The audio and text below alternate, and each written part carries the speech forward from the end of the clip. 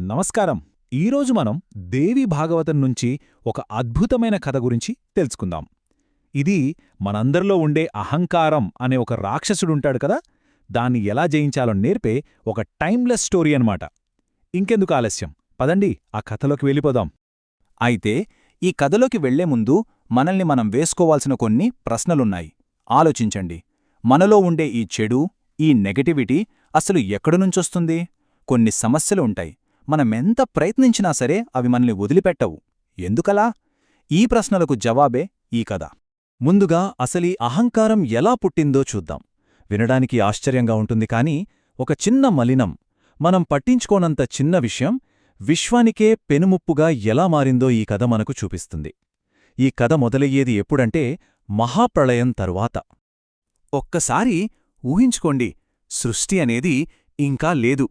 ఎక్కడ చూసినా నీరే, ఒక మహాసముద్రం.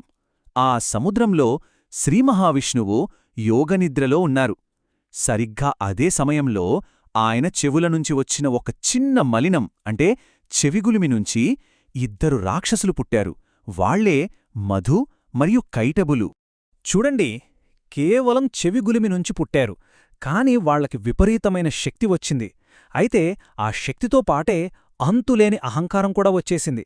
ఒక చిన్న నిర్లక్ష్యం నుంచి పుట్టిన ఆ శక్తి అహంకారంతో కళ్ళు మూసుకుపోయింది. అదే టైంలో విష్ణువు నాభికమలం నుంచి బ్రహ్మదేవుడు ఉద్భవించాడు. ఆయన సృష్టికార్యం మొదలుపెట్టాలి. కాని ఈ రాక్షసులు ఆయనకు పెద్ద అడ్డంకిగా మారారు. ఇక్కడే మనకొకటి అర్థమవుతుంది, కొన్నిసార్లు కేవలం జ్ఞానముంటే సరిపోదు. ఆ మధు కైటవులు ఏకంగా బ్రహ్మదేవుణ్ణి చంపడానికే వచ్చారు. వారి భౌతిక బలం ముందు తన జ్ఞానం, తన శక్తి ఏమాత్రం పనిచేయదని బ్రహ్మకు వెంటనే తెలిసిపోయింది. భయంతో ఆయనకొక సత్యం బోధపడింది. ఏంటంటే, ఈ సమస్యను నేను ఒక్కణ్ణే పరిష్కరించలేను అని. అప్పుడో బ్రహ్మదేవుడు ఏం చేశాడంటే, ఆది పరాశక్తినే ప్రార్థించాడు. తన జ్ఞానం మీదున్న గర్వాన్ని పక్కనబెట్టి పూర్తి వినయంతో ఇలా వేడుకున్నాడు: తల్లి, ఈ సృష్టి, ఈ రక్షణ, ఈ జ్ఞానం అన్నీ నువ్వే. నీ ఆధీనంలో లేనిది ఏదీ లేదు. చివరికి ఆ మహావిష్ణువు కూడా నీ మాయలోనే ఉన్నాడు కదా తల్లి అని శరణు వేడాడు. బ్రహ్మప్రార్థన ఫలించింది. ఆది పరాశక్తి విష్ణువుపై ఉన్న తన యోగమాయను పక్కకు తీసింది. వెంటనే శ్రీమహావిష్ణువు నిద్రనుంచి మేల్కొన్నాడు. కళ్ళు తెరిచి చూసేసరికి తన ముందున్న ప్రమాదమేంటో ఆయనకు అర్థమైంది. ఇక చూడాలి, అసలైన పోరాటం ఇక్కడే మొదలయింది. ఒకవైపు సాక్షాత్తు శ్రీమహావిష్ణువు, మరోవైపు అహంకారంతో రగిలిపోతున్న మధుకైటభులు. ఇది మామూలు యుద్ధం కాదు, విశ్వం మొత్తం ఊపిరి బిగబట్టి చూసిన ఒక మహాసంగ్రామం. ఒక్కసారి నంబర్ చూడండి, 5000. 1-2 సంవత్సరాలు కాదు, ఏకంగా 5000 సంవత్సరాలు నాన్ స్టాప్గా యుద్ధం జరిగింది. అయినా సరే ఎవరూ గెలవలేదు, ఎవరూ ఓడిపోలేదు. అంటే ఇక్కడ మనం ఒక విషయాన్ని అర్థం చేసుకోవాలి. ఏంటంటే, కేవలం బలముంటే సరిపోదు, అది ఎప్పుడూ గెలుపునివ్వదు. 5000 సంవత్సరాల భీకర యుద్ధం తర్వాత విష్ణుమూర్తి ఒక్క క్షణం ఆగాడు. ఫైటింగ్ ఆపి ఆలోచించడం మొదలుపెట్టాడు. ఇదే కథలో అసలైన టర్నింగ్ పాయింట్. అసలు నేను వీళ్లని ఎందుకు ఓడించలేకపోతున్నాను? నా శక్తికి మించినదేముంది? ఇందులో ఏదో తెలియని రహస్యముంది అని తనను తాను ప్రశ్నించుకున్నాడు. ఆ క్షణం నుంచి యుద్ధం స్వరూపమే మారిపోయింది. అదిక బలానికి మధ్య జరిగే పోరాటం కాదు, బుద్ధికి బలానికి మధ్య జరిగే పోరాటం. విష్ణువు తన స్ట్రాటజీని కంప్లీట్గా మార్చేశాడు.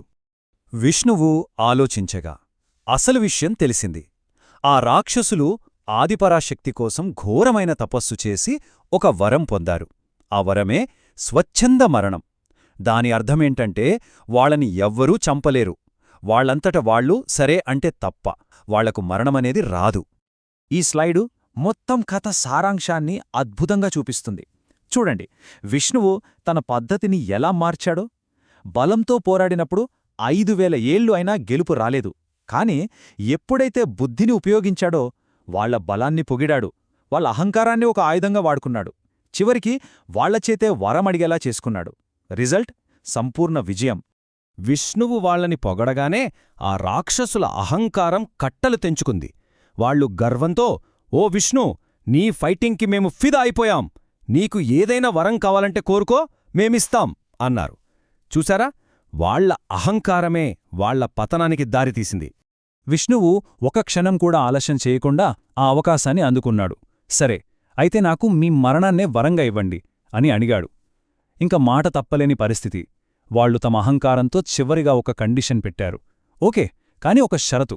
ఎక్కడైతే నీళ్లుండవో అక్కడే నువ్వు మమ్మల్ని చంపాలి అని అన్నారు. అంతే, విష్ణుమూర్తి తన శరీరాన్ని విశ్వమంత పెద్దదిగా చేసి తన తొడలను నీటిపైకి ఎత్తి, ఇక్కడ నీళ్లు లేవు, రండి అని వాళ్లని తన తొడలపైకి తీసుకుని సుదర్శన చక్రంతో సంహరించాడు. అయితే ఈ కథ కేవలం దేవుళ్ళు, రాక్షసుల గురించి మాత్రమే కాదు. ఈ కథ అసలు అర్థం మన జీవితాలకి, మన లోపల జరిగే సంఘర్షణలకి సంబంధించింది. ఆ మధుకైటబులు ఎక్కడో బయటలేరు, మన లోపలే ఉన్నారు. అవును, ఆ రాక్షసులు మన లోపల ఉన్న అహంకారం, బద్ధకం, కోపం, నిర్లక్ష్యం ఇలాంటివే. ఇవి చిన్నగా మొదలైనా సరే మనం పట్టించుకోకపోతే పెరిగి పెరిగి మన జీవితాన్నే నాశనం చేస్తాయి. సో ఈ కథ నుంచి మనం నేర్చుకోవాల్సిన కీలకమైన పాఠాలు ఇవి. 1. చెవిగులిమిలాంటి ఒక చిన్న నిర్లక్ష్యం కూడా పెద్ద సమస్యగా మారగలదు. 2. బ్రహ్మదేవుడిలా ఎంత జ్ఞానమున్నా వినయం లేకపోతే అది వేస్ట్. ఇక 3. చాలా ముఖ్యమైనది, విష్ణువులాగా ఒక సమస్య వచ్చినప్పుడు గుడ్డిగా కష్టపడటం కాదు, ఒక్క క్షణమాగి ఆలోచించడమే అసలైన పరిష్కారం. మరి మన లోపల ఉన్న ఈ రాక్షసుల్ని ఎలా గెలవాలి? దానికి కావలసిన ఆయుధాలు ఇవే. ఫస్ట్, మనలో ఆ లోపాలు ఉన్నాయని గుర్తించే అవగాహన. తర్వాత, బ్రహ్మలాగా మన వల్ల కాదు అని తెలిసినప్పుడు సహాయం అడగటానికి మొహమాట పడకుండా ఉండే వినయం. ఒక ఉన్నత శక్తిపై నమ్మకం. ఫైనల్గా, విష్ణువులాగా బలాన్ని కాదు, బుద్ధిని, సరైన ఆలోచనను ఉపయోగించడం. చివరిగా ఈ కథ మనకు చెప్పే సందేశం ఒక్కటే: మనలోని మధుకైటబులు అనే అహంకారాన్ని, ఇతర చెడుగుణాలని జయించాలంటే మన ప్రయత్నం మాత్రమే కాదు, దైవానుగ్రహం కూడా కావాలి. ఆ ఆదిపరాశక్తి కృపతో మనందరిలో ఉన్న అహంకారం నశించి జ్ఞానం వెల్లివిరియాలని కోరుకుందాం.